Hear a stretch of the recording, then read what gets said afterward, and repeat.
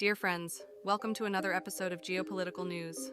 In this video, we will discuss some evidence and suspicions that seem to suggest that Israeli Prime Minister Benjamin Netanyahu may have been aware of the imminent threat of a major Hamas attack.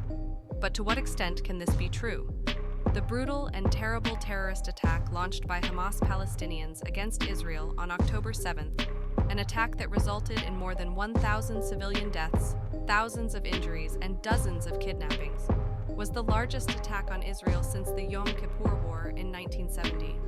From the images that came from there and the statements of local authorities, Israel's defense forces were caught completely off guard, with chaos spreading in the areas under attack, leading to significant delays in the response time of security forces, giving Hamas terrorists enough time to spread death and destruction across large areas of southern Israel.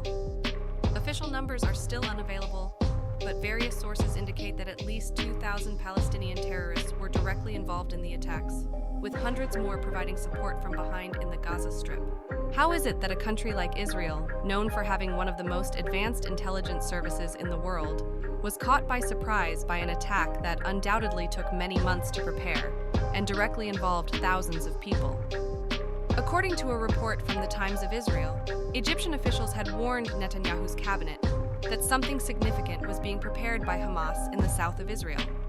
However, according to the report, the Israeli Prime Minister had ignored these warnings, not even increasing military presence along the Gaza Strip border. This situation further deepens the mystery of how Israel was caught off guard by this attack. The Gaza Strip, with its 2.3 million inhabitants, stretches for only 365 kilometers, which, for comparison, is 5 times larger than the city of Sao Paulo. Every square kilometer of Gaza is closely monitored by drones and satellites 24 hours a day, and every electronic communication originating from Gaza, such as emails, social media posts, or SMS messages, goes through the Israeli intelligence service's scrutiny, analyzing everything for clues of an imminent attack. Additionally, Israelis maintain a large number of spies and informants in Gaza who send tons of information daily. But even with all these resources, how is it that they didn't suspect an attack that, according to some sources, took nearly a year to plan? There are 2 main lines of explanation. One suggests that the Israeli government was aware that something significant was about to happen, and Prime Minister Netanyahu allowed the attack to take place to have a strong enough excuse to launch a large and forceful counterattack aimed at the complete destruction of Hamas terrorists. The other line argues that Israeli intelligence services simply failed in their mission, which wouldn't be the first time.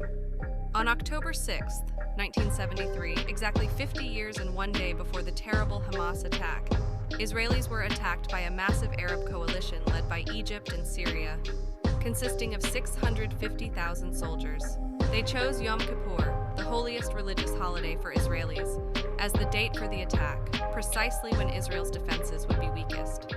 Despite the enormous Arab military force deployed in Egypt and Syria, and the direct participation of 10 other countries, Israeli intelligence services ignored all those signs.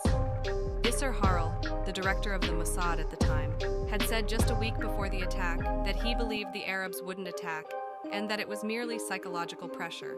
And so, on October 6, 1973, with 70% of Israeli soldiers granted leave to spend Yom Kippur with their families, a massive Arab army led by Egyptians and Syrians attacked Israel from the south and north. The element of surprise was so great, and the attack was so powerful that for the first time since Israel's establishment in 1948, the Israeli government, led at the time by Prime Minister Golda Meir, feared defeat and the complete destruction of Israel. The fear was so great that some sources say Israel prepared its nuclear bombs to destroy Cairo in Egypt and Damascus in Syria, an attack that likely would have led to direct intervention by the Soviet Union, an ally of the Egyptians and Syrians, and potentially the direct involvement of the United States, a strong ally of Israel. Such an escalation could have led to a third world war. However, against all odds, Israel won that war, defeating the coalition of 12 countries. It was a terrible and costly war that, as mentioned earlier, only reached the scale it did due to a serious Mossad analysis error.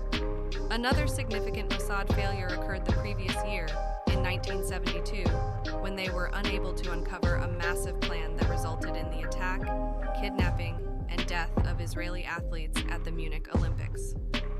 All of this demonstrates that the two main explanations for how Israel was caught off guard are valid. In other words, Prime Minister Netanyahu, even when warned of an impending attack, may have allowed it to happen to have a strong enough excuse to launch a large and forceful counterattack aimed at the complete destruction of Hamas. The other explanation is that Israeli intelligence services simply failed in their mission, as has happened in the past, with almost catastrophic results for everyone. And if you haven't already subscribed to the channel, please do so now and hit the notification bell to stay updated with the latest news.